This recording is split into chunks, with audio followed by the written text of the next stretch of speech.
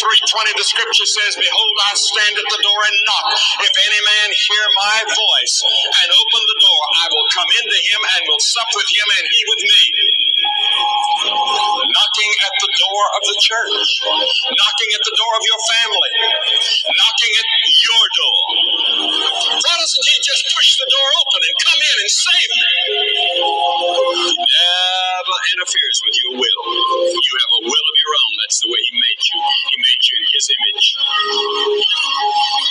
You can reject him.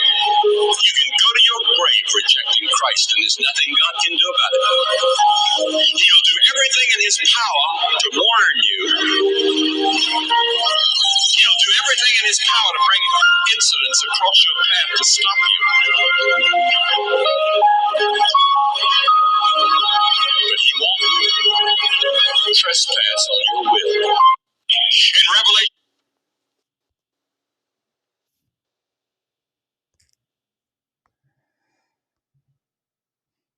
Shalom.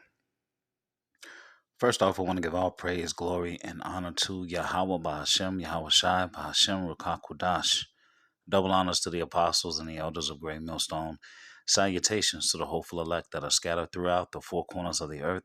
And to all my brothers out here preaching this truth to you, I say Shalom. This is Amantazar from the Chicago camp, coming back at you again with another lesson entitled Free Will.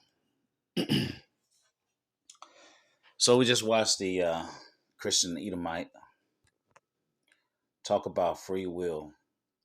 Also talking about how the Lord won't infringe, on your free will.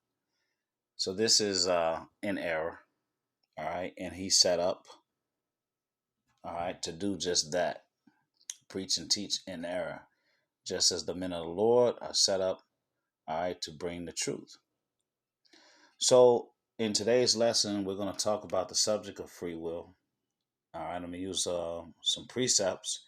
And then lastly, we'll go over a few examples in the scriptures. Now, after this lesson, if you still believe that you have free will, that's your lot. It's as simple as that. There's no way you can read these scriptures and actually believe the word and think, all right, that you have free will after reading these scriptures.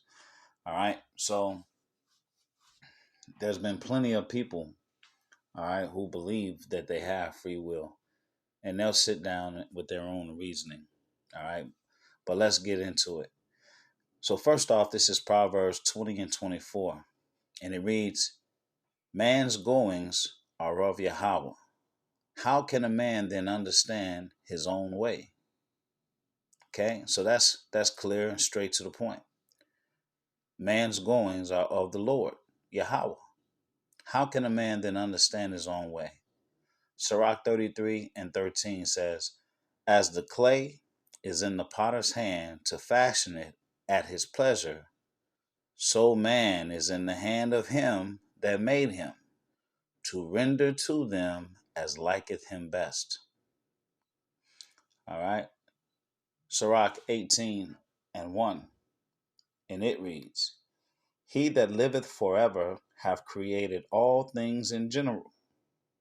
The Lord only is righteous, and there is none other but he, who governeth the world with the palm of his hand, and all things obey his will. For he is the king of all, by his power dividing holy things among them from profane. All right. So it says that the Lord is righteous and there is none other but him. And he governeth the world, all right, with the palm of his hand, and all things obey his will. All right. So this is Daniel 2 and 20. It says, Daniel answered and said, blessed be the name of the Most High forever and ever, for wisdom and might are his. And he changeth the times and the season. He moveth kings and setteth up kings. He giveth wisdom unto the wise and knowledge to them that know understanding. So if you're familiar with the book of Daniel, all right, you have Nebuchadnezzar. All right, Nebuchadnezzar had a dream that troubled him on his bed, but the dream went away from him. But the dream was so strong and so powerful that he commanded all the wise men in the kingdom, all right, to try to interpret his dream. So when they said, well, tell us the dream, he told them, it's gone from me. You better tell me the dream, or not, you're going to be cut into pieces. All right. So when you read the story, they said, can't no man on earth do what you asking. And here come Daniel. You see? So the Lord put him in a position and gave him the revelation of Nebuchadnezzar's dream. And if you follow the story, you understand that the dream that Nebuchadnezzar had represented um, the nations on the earth, okay, or the times of the Gentiles. All right, which the major kingdoms of the earth.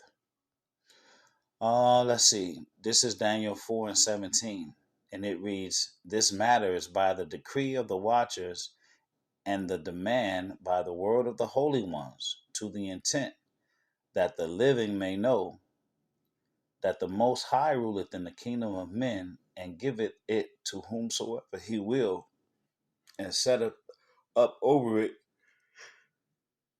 so like the basis of men." Okay.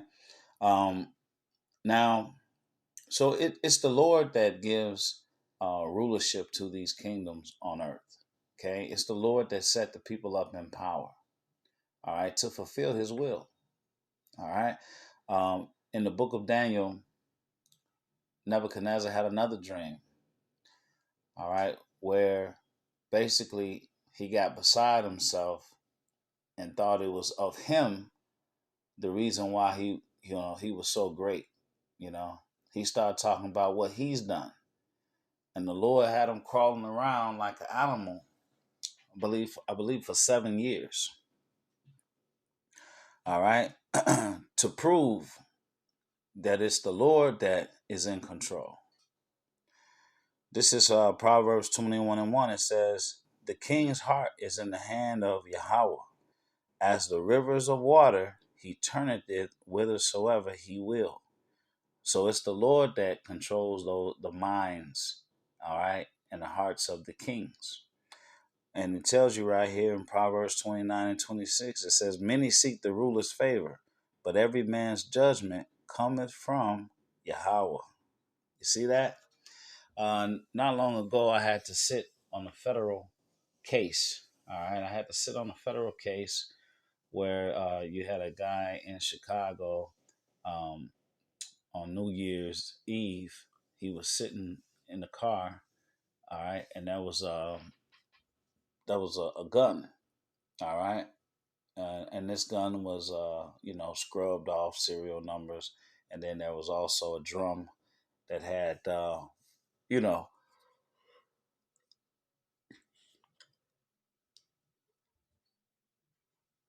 it's like the rounds in them. Okay. So I had to sit on a jury to prove this particular case. And it was a federal case because each one of those rounds had crossed state lines.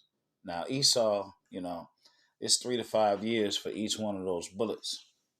The Lord had me sit in this jury. Now, hey, we don't know why the Lord had me sit in this jury, but sitting in this jury, I was able basically just judging the matter, you know, uh, fairly, and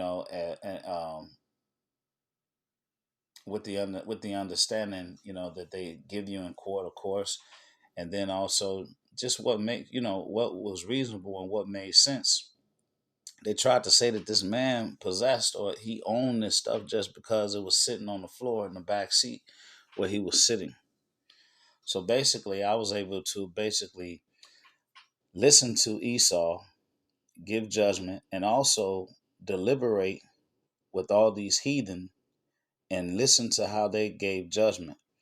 And to tell you the truth, if I wouldn't have been there, you know what I'm saying? I mean, the Lord put me there for a reason. All right. So, of course, they did not find him guilty. All right. Now, who knows what's going to happen with that Jake in his life, but the Lord put me there for a reason. All right. And the Lord gave me influence over the jury because these people wanted him locked up just because he was a Jake. All right. Sorry for the side note, but yeah, that was all of the Lord. So whatever happens, that's between him and the Lord. But I did what the Lord had me do. All right, which was sit on that case, and I seen the difference of why the Lord had me there. All right. So let me see. Where did I stop? I'm gonna go, man. Yeah, Proverbs 16:9. I mean, if I didn't read it, I'm read it again. A man's heart deviseth his way, but Yahweh directed his steps. All right, and we're gonna see that in one of the examples. All right, because well, actually, in all of the examples, I've got a few examples at the end of the lesson. We're gonna look at Samson, Joseph, Saul, and Ahab. All right. Psalms 37:23, it says, the steps of a good man are ordered by Yahweh, and he delighteth in his way. Job 33:14, it says, for the Most High speaketh once, yea, twice, yet man perceiveth it not. In a dream, in a vision of the night, when deep sleep falleth upon men, and slumbering is upon the bed, when he open up, then he openeth the ears of men, and sealeth their instruction, that he may withdraw man from his purpose and hide pride from man. He keepeth back his soul from the pit, and his life from perishing by the sword. So the Lord, he speaks, he sealeth your instructions on your bed while you're sleeping. Okay? So you wake up thinking you're doing what you purposed, but the Lord has put instructions in you to withdraw you from your own purpose. All right? And to hide pride from men. Okay? So there you have it. You got guys thinking that, man, the ones who feel like, man, I just can't get such and such done. I can never get this done. I can never get that done. Oh, that's because the Lord is withdrawing you from you what you think your purpose is. Before coming into the truth, I thought I was gonna do a album like I was Gerald Levert or something. But the Lord, the Lord ain't dealing with that shit. All right. So let's get into these examples. So let's first start off. Now I'm gonna go into these examples. It's up to you to read them. You got to read the examples. You have to read each example. Now these are some of my favorite stories in the Bible. You have to read the actual account. I'm just gonna show you, based off of this lesson about free will. Let's see what the scriptures have to say about it. Okay. This is let's go Judges 14:4.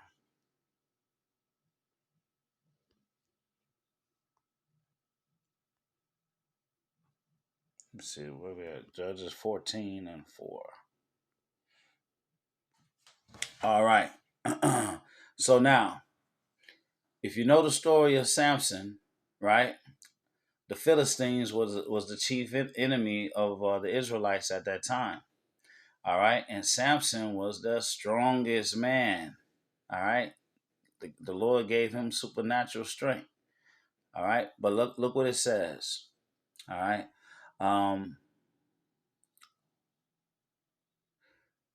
we'll start off with. Actually, I'll start from the top right here. The point is in 4. It says, and Samson went down to Timnath and saw a woman in Timnath of the daughters of the Philistines. And he came up and told his father and his mother and said, I have seen a woman in Timnath of the daughters of the Philistines. Now therefore get her for me to wife. Then his father and his mother said unto him, is there never a woman among the daughters of thy brethren, or among all my people, that thou goest to take a wife of the uncircumcised Philistines? And Samson said unto his father, get her for me, for she pleaseth me well. Okay? But his father and his mother knew not that it was of Yahweh that he sought an occasion against the Philistines, for at that time the Philistines had dominion over Israel. You see, the mother and the father, they say, how come you won't get a daughter of your own people? But the Lord put a spirit on Samson where he wanted that particular woman. Why? Verse 4 says that the Lord sought an occasion against the Philistines. See, his mother and father didn't know it. See, that goes right back to a man's goings is of the Lord. All right, the steps of a righteous man are ordered by the Lord. See, perfect example. Let's go to the next example. Okay, we're gonna go to the book of 1 Samuel. 1 Samuel and 9. Start at 15. Okay. Now, here we have the first king of Israel, right? Okay, well, let me take that back. Because, all right, let's say let's just say, because the first king of Israel was actually Moses, if you can receive it. But Samuel, all right, was told by the Lord, right, that he would send him a man, all right, to anoint to be the king over Israel. All right. So let's start with verse 15. It says, "Now Yahweh had told Samuel in his ear a day before Saul came, saying, Tomorrow about this time I will send thee a man out of the land of Benjamin, and thou shalt anoint him to be captain over my people Israel, that he may save my people out of the hand of the Philistines, for I have looked upon my people, because their cry is come unto me." Okay? All right, so that's the Lord telling Samuel, I'm going to send thee a man. Now let's look at how the Lord sent Saul, because the Lord didn't tell Saul, hey, listen, I want you to go to Samuel. No, he didn't do that. Let's see how it unfolded. 1 Samuel 9 and 1, it says, Now there was a man of Benjamin whose name was Kish, the son of Abiel, and the daughter of Zeror, the son of Bechorath, the son of Aphiah, a Benjamite, a mighty man of power. And he had a son whose name was Saul, a choice young man, and a goodly. And there was not among the children of Israel a goodlier person than he. From his shoulders and upward, he was higher than any of the people. Okay, so he was very handsome and very tall, right? Very tall. And the asses of Kish, Saul's father, were lost. And Kish said to his son, Take now one of the servants with thee, and arise, go seek the asses. And he passed through Mount Ephraim, and passed through the land of Shalisha, but they found them not. Then they passed through the land of Shalom, and there they were not. And he passed through the land of the Benjamites, but they found them not. You see, the Lord had them searching for these asses. Okay? And when they were come to the land of Zuph, Saul said to his servant that was with him, Come, let us return, lest my father leave caring for the asses and take thought for us. And he said unto him, Behold now, there is in this city a man of the Most High, and he is an honorable man. All that he saith comes surely to pass. Now let us go thither. Peradventure, he can show us our way that we should go. And those are the circumstances and the conditions that led Saul to Samuel. Okay? So we started off in the 15th verse where the Lord told Samuel, he said, I will send thee a man. You see? See how the steps of Saul was ordered by the Lord? He had no idea. Okay? Proverbs 20 and 24 says, a man's going is of the Lord. How can he know his own way? You see that? All right. Let's go to Genesis, which is the story of Joseph is my overall favorite story in the Bible. Okay. Let me see.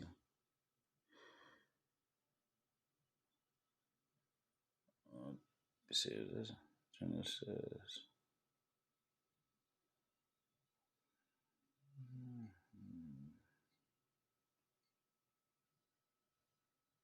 Yeah, this is my favorite story in the whole Bible.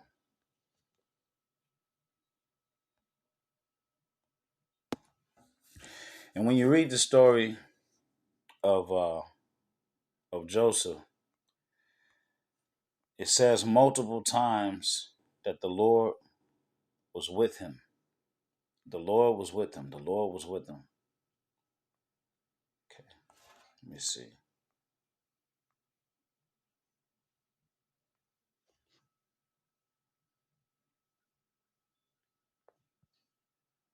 Okay, here we go. All right, so again, you got to read the story for yourself. But Joseph was hated by his brethren because he had dreams of his brothers bowing down to him. All right, and he was also the favorite of his father Jacob. And so they had planned to actually kill him, but instead they sold him into slavery.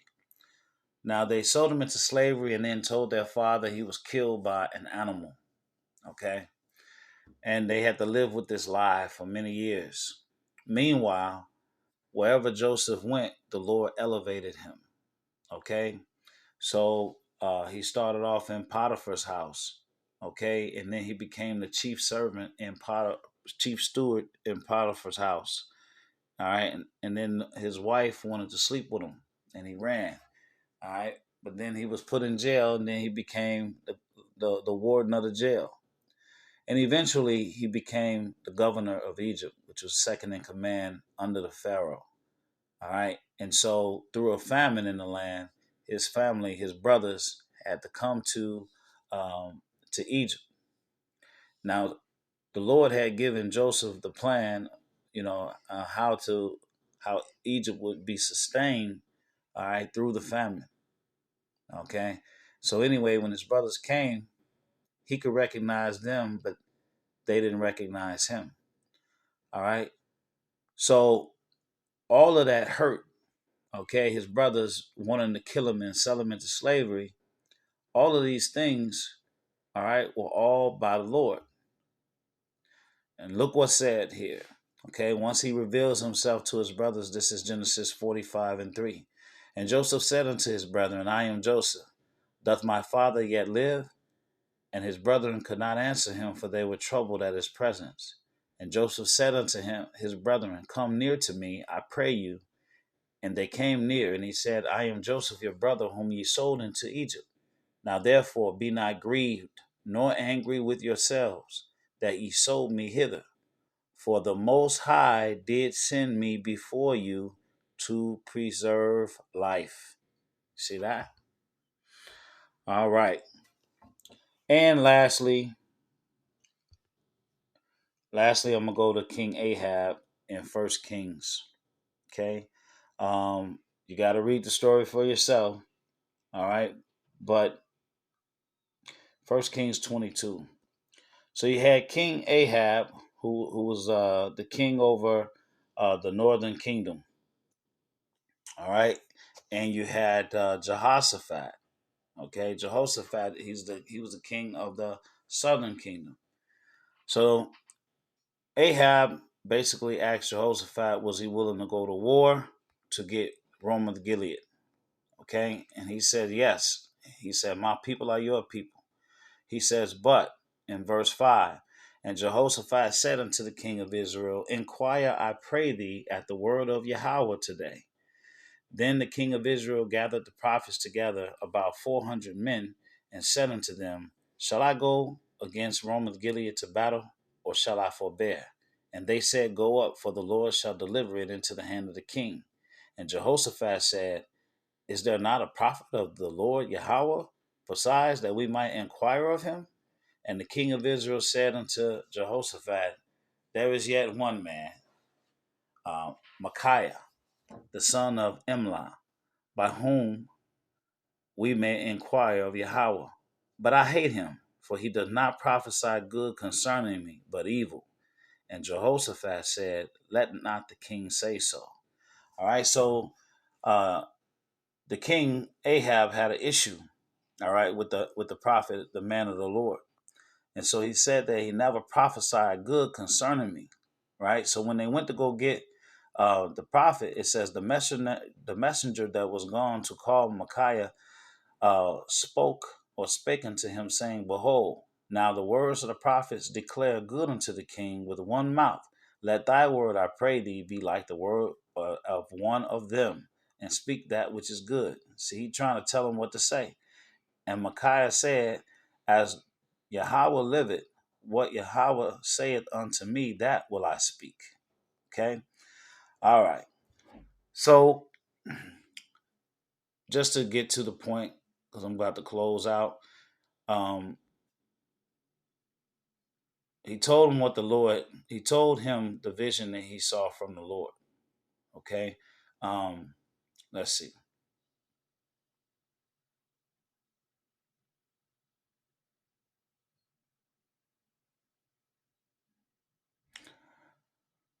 Okay, this is 1 Kings 22 and 17. And he said, I saw all Israel scattered upon the hills as sheep that have not a shepherd. And Yahweh said, These have no master. Let them return every man to his house in peace. And the king of Israel said unto Jehoshaphat, Did I not tell thee that he would? Did I not tell thee that he would prophesy no good concerning me, but evil? And he said, Hear thou therefore the word of Yahweh. I saw Yahweh sitting on his throne, and all the hosts of heaven standing by him on his right hand and on his left. And Yahweh said, Who shall persuade Ahab that he may go up and fall at Ramoth Gilead? See, the Yahweh said, Who's going to persuade Ahab that he may go up and be killed? Okay? That's what fall means. Fall at Ramoth Gilead. And one said on this matter, and another said on that matter. And there came forth a spirit and stood before Yahweh and said, I will persuade him. And Yahweh said unto him, Wherewith? And he said, I will go forth, and I will be a lying spirit in the mouth of his prophets. And he said, Thou shalt persuade him and prevail also. Go forth and do so. Now therefore, behold, Yahweh hath put a lying spirit in the mouth of all these thy prophets, and Yahweh hath spoken evil concerning thee. And this was the words of the prophet, all right, that talked to Ahab, all right, let him know that he saw in the spirit the counsel that the Lord had with the host of heaven to persuade Ahab to do what? Fall at Ramoth Gilead. All right, and that's exactly what happened. All right, so I'm gonna go ahead and close out on that. So this has been free will. All right, you can't read all these precepts and these examples and still think that the Lord is not in control. I pray that this lesson has been edifying. Until the next one, Shalom.